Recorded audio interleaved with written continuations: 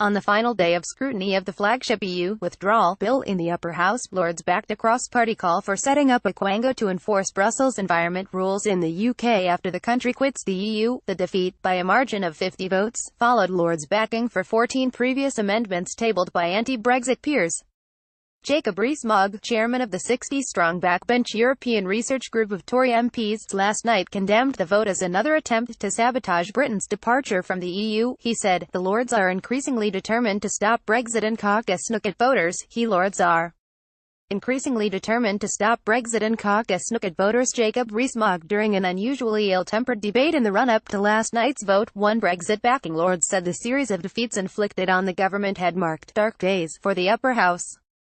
Tory Lord Framlingham, a former Deputy Commons Speaker, feared the false and dangerous posturing by Remainer peers had raised doubts about the future of the Lords. He said, "The days we have spent debating amendments to this bill have been very dark days for your Lordship's House. Without any doubt, my Lords, these days will go down in history as the House of Lords at its worst." Lord Framlingham said anti-Brexit peers had used and abused the gentle system of scrutiny in the Lords to further their own end to stop us leaving the EU. He faced cries of "shame" and "rubbish" from peers for his attack. Getty. Jacob Rees-Mogg condemned the move as another attempt to subvert voters' choice. Shea said, "I watched and listened with growing concern and incredulity as people who should know better have put down or spoken to amendments, most of which have been totally out of order and nothing to do with the bill before the House. Irreparable damage has been done to our reputation by the antics of these dark days.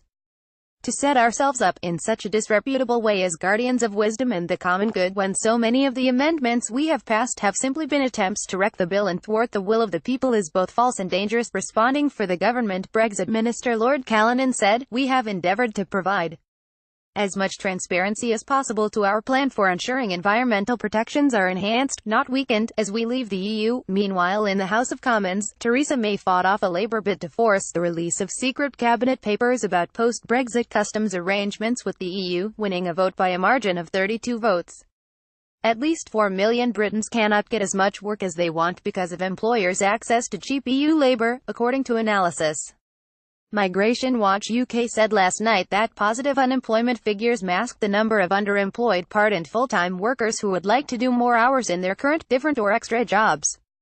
Lord Green of Deddington, Migration Watch UK chairman, said, "For far too long employers have got away with claiming that they cannot find British workers. The truth is they are simply not adjusting working practices to meet the needs of British workers because they have an unlimited number of EU workers on tap." A Department for Work and Pensions spokesman responded, "The employment rate of UK nationals is at a joint record high and employment has increased by over 3 million since 2010, with the vast majority of the increase down to full-time work."